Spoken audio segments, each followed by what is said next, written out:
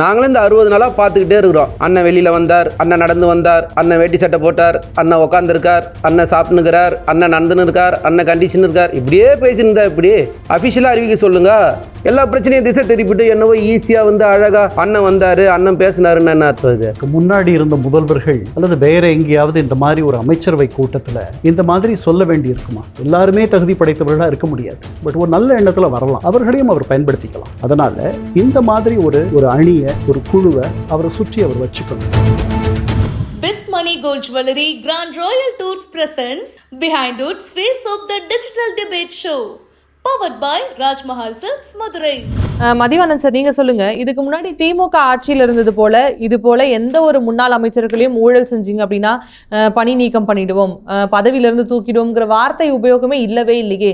இதுவே ஒரு மாற்றம் தானே அப்படிங்கிற ஒரு கேள்வி மக்கள் மத்தியில் இருக்கு. நீங்க என்ன சொல்ல நினைக்கிறீங்க? இல்லை, இப்போ இந்த விவாதத்தோட தலைப்பு வந்து ஜோசப் விஜய் அவர்கள் வந்து ஏதோ கூப்பிட்டு கண்டிச்சாருன்ற மாதிரி சொல்றீங்கல்ல. எங்க கண்டிச்சாரு? அமைச்சரவை நாங்களும் இந்த 60 நாளாக பார்த்துக்கிட்டே இருக்கிறோம்.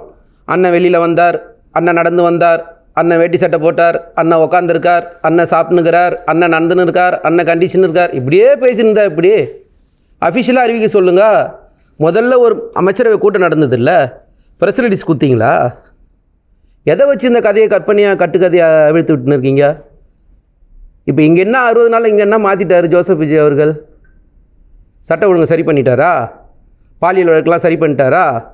எல்லா பிரச்சனையும் திசை திருப்பிட்டு என்னவோ ஈஸியாக வந்து அழகாக அண்ணன் வந்தார், அண்ணன் பேசினாருன்னு என்ன அர்த்தம்? இது எங்கே கண்டிச்சாரு? எதை வச்சு இந்த விவாதம் எடுக்கிறீங்க? காலம் கேட்குறாங்கல்ல, இந்த இழப்புகளுக்கு அது வந்து தேர்தல் வாக்குறுதிக்கு, ஒரு நிமிஷம், தேர்தல் வாக்குறுதிக்கு நீங்கள் வந்து 2500 ரூபா கொடுப்பேன், தாய் மாமன் சீர் கொடுப்பேன், ஆடு கொடுப்பேன், மாடு கொடுப்பேன், காரு கொடுப்பேன், பங்களா கொடுப்பேன்னு சொன்னீங்கல்ல. அதுக்கு நீங்கள் 6 மாதம் டைம் எடுத்துங்க. என்னை ஒருத்தர் இன்றைக்கி அடித்தாருன்னா நான் போய் இப்போ தான் கம்ப்ளைண்ட் கொடுக்க முடியும்.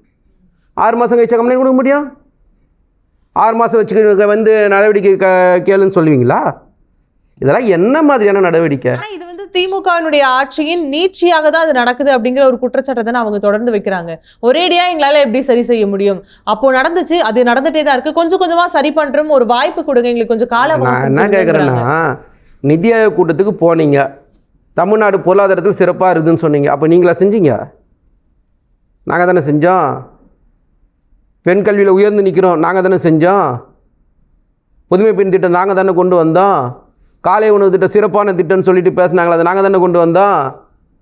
அப்போ அதெல்லாம் என்ன கணக்கு? இப்போ உங்களுக்கு சாதகமானது மட்டும் எங்கள் மேலே பழிய போட்டுருவீங்க, நல்லதுக்கெல்லாம் நீங்கள் பெருமை எடுத்துப்பீங்களா?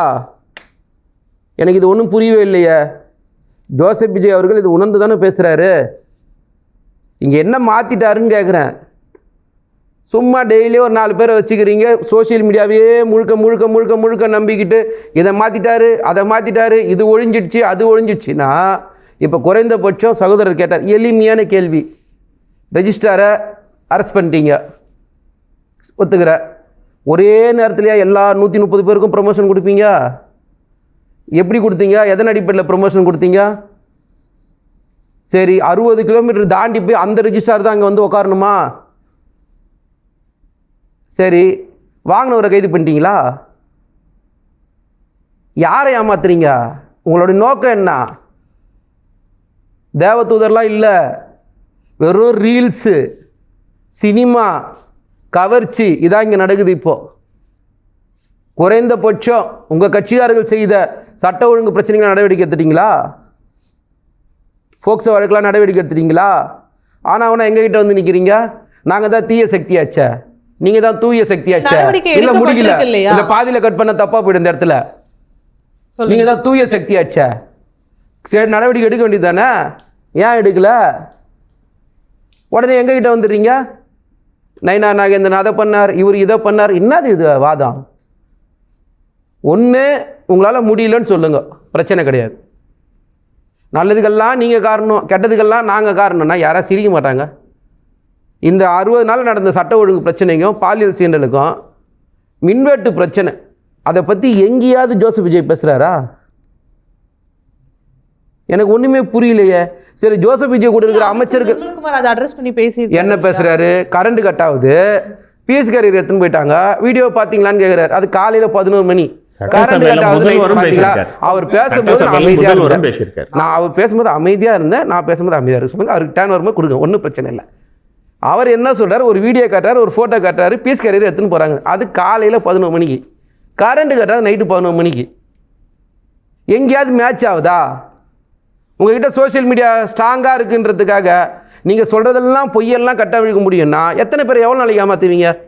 ஆனால் மின்சாரத்துறை சார்பாக வெள்ளை அறிக்கை எல்லாமே வெளியிடப்பட்டதில் நம்ம கண்கூட பார்த்துட்டு மின்சாரத்துறையில் வெள்ளை அறிக்கை இருக்குதுன்னு சொன்னீங்க. நான் எளிமையாக கேட்குறேன். அதே மாதிரி ஃபைனான்ஸுக்கும் நிதிநிலை அறிக்கையும் கொடுத்தீங்க.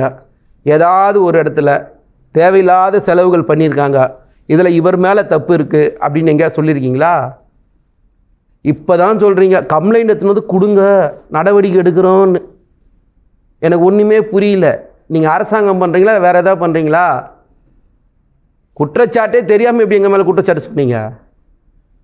போகிற போகில் உங்கள் இஷ்டத்துக்கு அள்ளி விட்டு போயிட்டீங்க. அப்போ எளிமையாக இருக்குது. கண்ணுக்கு தெரிஞ்சு ஊழல் மலிஞ்சு போச்சு, கண்ணுக்கு தெரிஞ்சு உங்களால் நிர்வாகம் பண்ண முடியல, உங்களுக்கு நிர்வாகமே தெரியல. சரி, குறைந்தபட்சம் அந்த 100 கோடி லேண்டு 2 கோடிக்கு போட்டிங்க, சரி ரைட்டு.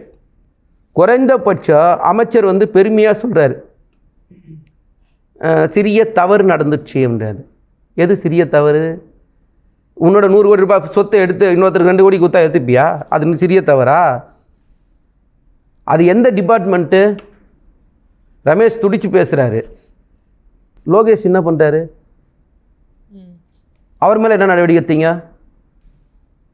ரமேஷ் இதுக்கு பதில் சொல்ல மாட்டார், லோகேஷ் இதுக்கு பதில் சொல்ல மாட்டார், முதலமைச்சர் இதுக்கு பதில் சொல்ல மாட்டார். அப்போ யார் பதில் சொல்லுவா இதுக்கெல்லாம்? எங்கள் சொத்து, எங்கள் மக்கள் சொத்து எடுத்து திமுக ஆட்சியில் இருந்தது. 8107 ஏக்கர் நிலத்தை, கோயில் நிலத்தை ப்ரைவேட்லேருந்து மீட்டு அறநிலைத்துறைக்கு கொண்டு வந்தது. 8400 கோடி ரூபாய் மதிப்பு, அதோட வேல்யூ. அதை கொண்டு திரும்ப அறநிலைத்துறையில் சேர்க்குறோம். நீங்கள் வந்த 2 மாதத்தில் 100 கோடி ரூபாய் ஒரு கோயில் கதை வெளியில் வந்திருக்கு. ஒரு நிமிஷம் நான் முடிச்சிடுறேன் இந்த வார்த்தை. முறுக்குக்கும் பஞ்சாமிர்தத்துக்கும் மேக்கிங் டேட்டு கேட்குறீங்களா? இதுக்கு டேட்டு வேணுமா இல்லையா? இதில் நியாயமாக நடந்துக்கணுமா இல்லையா? இதுக்கு முதல்ல பொறுப்பேற்றுங்க. நீங்கள் உத்தமர்கள்லாம் கிடையாது. சினிமாவில் ரீல்ஸை வச்சு ரொம்ப நாளைக்கு ஆட்சி செய்ய முடியாது, அதை முதல்ல பதிவு பண்ணுங்க. ஓகே கண்ணன் சார், நீங்கள் சொல்லுங்கள், முதல்வர் அவருடைய இந்த ஒரு எச்சரிக்கையை நீங்கள் எப்படி பார்க்குறீங்க? இல்லைம்மா, இது காலத்தினுடைய கோலம்னு நான் நினைக்கிறேன். இதற்கு முன்னாடி இருந்த முதல்வர்கள் அல்லது வேறு எங்கேயாவது இந்த மாதிரி ஒரு அமைச்சரவை கூட்டத்தில் இந்த மாதிரி சொல்ல வேண்டி இருக்குமா? ஒரு குழந்தைய அது ஸ்கூல் போகிற குழந்தைய நீ தினசரி ஸ்கூல் போகணும்னு சொல்லணும் அப்படின்னா சொன்னால் தான் அந்த குழந்தை ஸ்கூல் போகும் அப்படின்னா இப்போ நாம் அந்த குழந்தைய சரியாக வளர்க்கலன்னு தானே அர்த்தம். இப்போ இதற்கு முன்னாடி இருந்த முதல்வர்கள், இப்போ நம்ம பழைய முதல்வர்கள்லாம் போகலாம். ஓமந்தூர் ராமசாமி ரெட்டியார், குமாரசாமி ராஜா, மூதறிஞர் ராஜாஜி, பெருந்தலைவர் காமராஜர், பேரறிஞர் அண்ணா, இவங்க நடத்துகிற அமைச்சரவை கூட்டத்தில் நீங்கள்லாம் ஒழுக்கமாக இருக்கணும்ன்ட்டு சொல்ல வேண்டிய அவசியம் வந்திருக்குமா? இப்போ நாடு அவ்வளவு கெட்டு போயிருக்கு. அந்த சூழலில் இன்றைக்கி நாம் இங்கே நடக்கிறதெல்லாம் பார்க்குறோம். முதல்ல நமக்கு அங்கே அப்படி அவர் சொன்னாரான்றது உறுதியாக தெரியாது. அந்த மாதிரி தகவல்கள் வெளியில் வருது. இது ரொம்ப வேகமாக வந்துட்ட ஒரு நிர்வாகம். இந்த நிர்வாகத்தில் இருக்கக்கூடிய அத்தனை பேரும் பெரிய பின்னணி உள்ளவர்களோ அல்லது அனுபவம் மிக்கவர்களோ அல்லது பொது வாழ்க்கையில் இதற்கு முன்னாடி அவர்கள் பழகியவர்களோ அப்படியெல்லாம் கிடையாது. இந்த அமைச்சரவையே ஒரு அவசர கோலத்தில் அள்ளித்தளித்த கோலம் மாதிரி தான் இருக்குது. இதில் இருக்க சில அமைச்சர்களுடைய தகுதி, அவர்களுடைய பின்னணி, அவர்களுடைய நோக்கு, இதெல்லாம் கேள்விக்குறி தான். இதெல்லாம் சரியாகணும். அதனால் இதை அவர் உண்மையிலேயே அப்படி சொல்லியிருந்தார்னா இதில் 2 தான் புரியுது. அவருக்கு ஒரு பெரிய அபிலாஷம் இருக்குது. அவரை நம்பி இவ்வளோ பெரிய இடத்துக்கு கொண்டு வந்திருக்கிற இந்த மக்களை அவர் ஏமாற்றக்கூடாதுன்னு நினைக்கிறாரு. அவர் மட்டும் அப்படி நினைக்கிறதுல அர்த்தம் இல்லை. ஏன்னா எம்ஜிஆர் கூட அப்படி தான் நினச்சார். முதல் 2.5 வருஷம் ஆட்சி நகரவே இல்லை. தப்பாயிடுமோன்ட்டு அவர் தொழிலதிபர்களை பார்க்க தயங்கினார். மெட்ராஸ் ரப்பர் ஃபேக்ட்ரி மாமன் மாப்பிள்ளை அவரை பார்க்கணுன்றார். வேண்டாம், அவரை பார்க்க வேண்டாம், அவர் ஏதாவது உதவி கேட்பார், நான் அதை பண்ணுவேன் அல்லது பண்ணணுன்ற ஒரு கட்டாயத்தில் இருப்பேன், அவரை நான் பார்க்க விரும்பலைன்னு சொல்கிறார் எம்ஜிஆர். அப்படியெல்லாம் இந்த நாட்டில் இருந்திருக்காங்க. ஆனால் அதற்கு பிறகு அவர் அந்த மாதிரி ஒரு ஆட்சியை நடத்த முடியல. நான் என்ன சொல்கிறேன் அப்படின்னா, ஒரு அமைச்சரவை கூட்டத்தில் முதன்முறையாக உங்களை நம்பி வந்திருக்கிற, நீங்கள் தேர்ந்தெடுத்திருக்கிற சட்டமன்ற உறுப்பினர்கள் உங்களோட 107 பேர் இருக்காங்க. அதில் ஒரு 34 பேர் நீங்கள் அமைச்சர்களாக ஆக்கியிருக்கீங்க. அதற்கு ஒரு 4-5 நாள் எடுத்திருப்பீங்க. யாரை ஆக்கணும்னு முடிவு பண்ணியிருப்பீங்க. அவங்களுடைய பின்னணியெல்லாம் நீங்கள் வந்து சோதிச்சிருப்பீங்கன்னு நம்ம நினைக்கிறோம். ஆனால் அப்படி இல்லைன்ட்டு அங்கேருந்து வரக்கூடிய பழைய காணொளிகள்லாம் பார்க்கும்போது அப்படியெல்லாம் இல்லைன்னு தெரியுது. அதனால் இது வந்து ஒரு வேகமாக வந்தாச்சு. இதை சரி பண்ணுறதுக்கு இன்னும் நிறைய நேரம் இருக்குது. நீங்கள் சொன்ன மாதிரி 60 நாள் தான் ஆயிருக்கு. அதனால் இது ஒரு நல்ல தொடக்கம். அவருக்கு அந்த எண்ணம் இருக்குன்ற ஒரு நம்பிக்கை மக்கள்கிட்ட இருக்குது, எனக்கு கூட இருக்குது.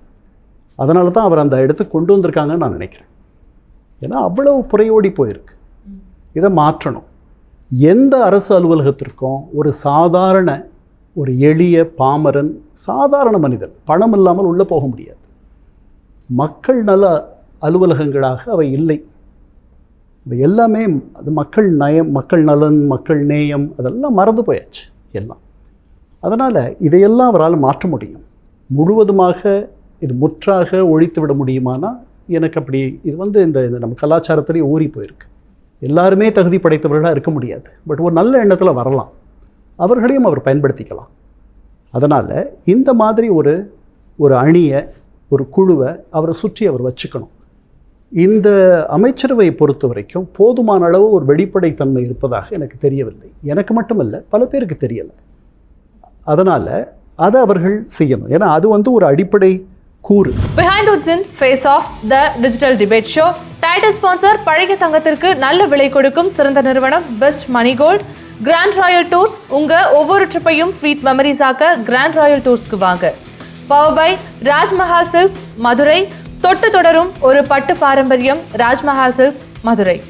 Best Money Gold Jewelry Grand Royal Tours presents Behind Woods Face of the Digital Debate Show. Powered by Rajmahal Silks Madurai.